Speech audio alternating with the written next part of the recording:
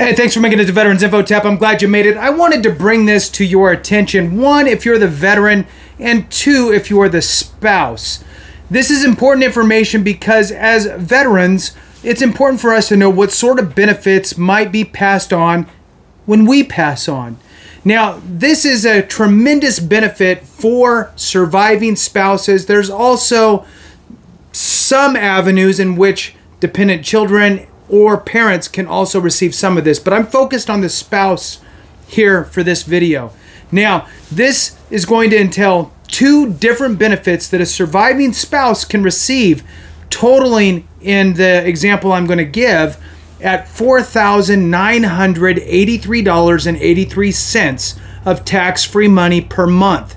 $4,983.83. That's a big number, and it will be very helpful for your surviving spouse. So with that, let's jump into it. I'll move kind of quickly through it. Again, it's two different spouse benefits that I'm going to kind of push together here to bring us to that total. So please hit the thumbs up, subscribe, share with a friend, all that good stuff. I really appreciate it.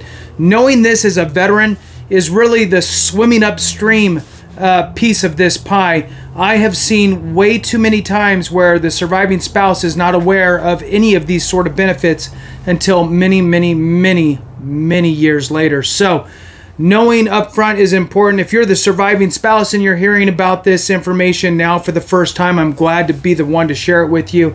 And if you've already known about this stuff, great, kudos to you. Be a resource for others in the comments.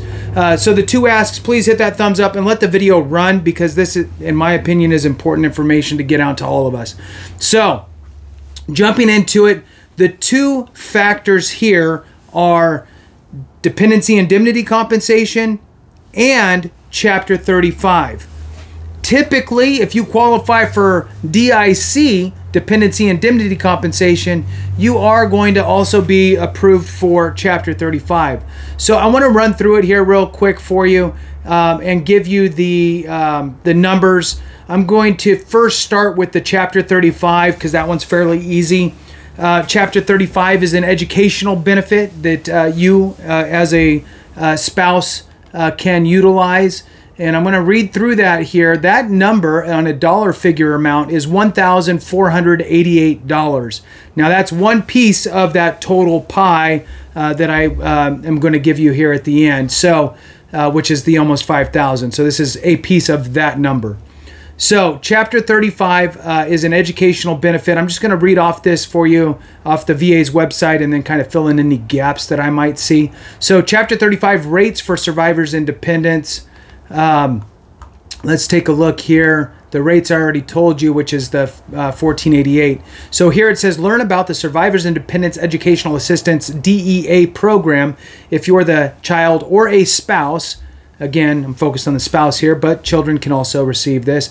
Of a veteran or service member who has died, is captured or missing, or has disabilities, you may be able to help paying for school or job training through the DEA program, also called Chapter 35. Now, there's different avenues in which you can focus on this. My thought process here is looking on the aspect of surviving spouse. So if you're the veteran and you're at 100% permanent and total, your spouse qualifies now today. If you're not 100% permanent and total, but you pass away due to a service-connected condition. Now, here's an important part. You might have some conditions that you're thinking, well, this isn't going to, I'm not going to die, from that specifically. However, if your service-connected condition is listed as a contributing cause to your cause of death, kind of how we deal with secondaries, right? Just another avenue in which we can get there. You can be treated as though you passed away due to a service-connected condition. So the example here, and this is a real-life example, a service member passed away. I spoke with the surviving spouse who I knew, and he passed away of a heart attack. Well, he had no heart issues with the VA that were service connected. He had no heart, issues that were listed as service connected conditions. However, he did have a circulatory issue in his legs that he was service connected for.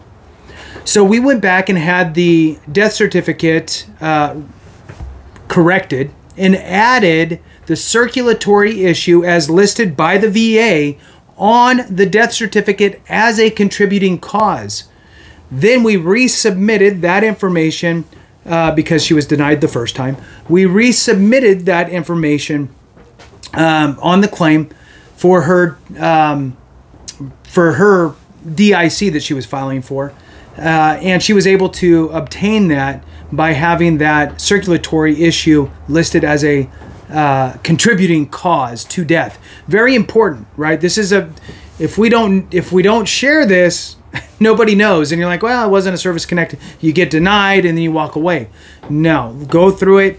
Anything that you can find a connection where you can have it listed as a contributing cause is really important. So for the Chapter 35 Dependents Educational Assistance Program, same thing here, right? Is if the service member had passed away due to a service connected condition, and again, utilize that area on the death certificate for contributing cause.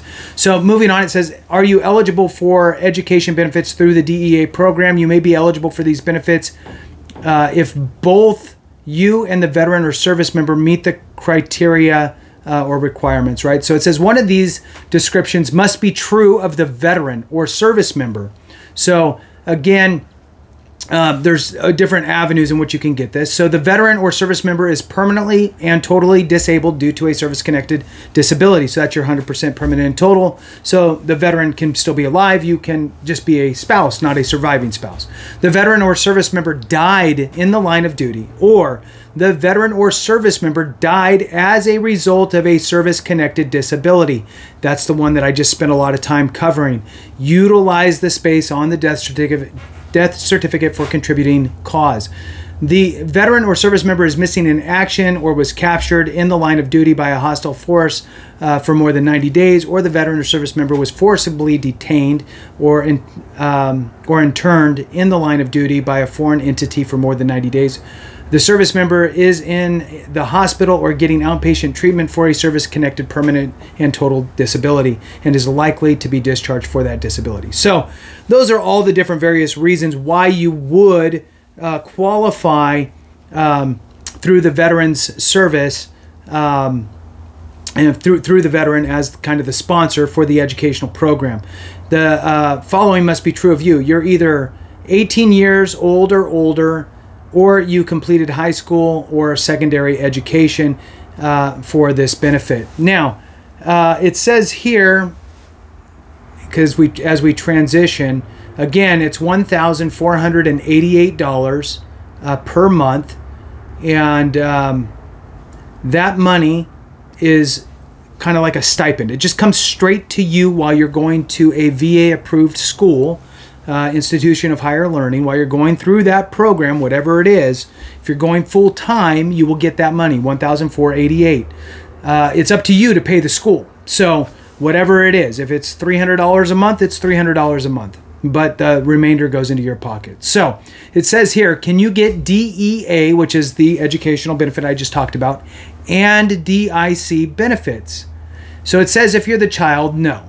However, if you are the spouse of a veteran or service member, you can get both the Dependents Education Program, and you can get the VA Dependency and Indemnity Compensation payments. There's no prohibition against it. You can receive both. So now, in this example I'm moving here with, is a veteran passes away due to a service-connected condition, either as the cause of death or as a contributing cause to death. Now you can get enrolled into Chapter 35 educational benefits at $1,488 per month. Then we slide over to the Dependents Indemnity Compensation. Okay, it says here 2024 VA DIC rates for the spouse and dependents. And again, I'm just going to use the veteran died, passed away of a service-connected condition, either on the death certificate as the contributing cause or the cause of death. Same example applies. And here it says, I'm going to give you an example of how much this payment can be.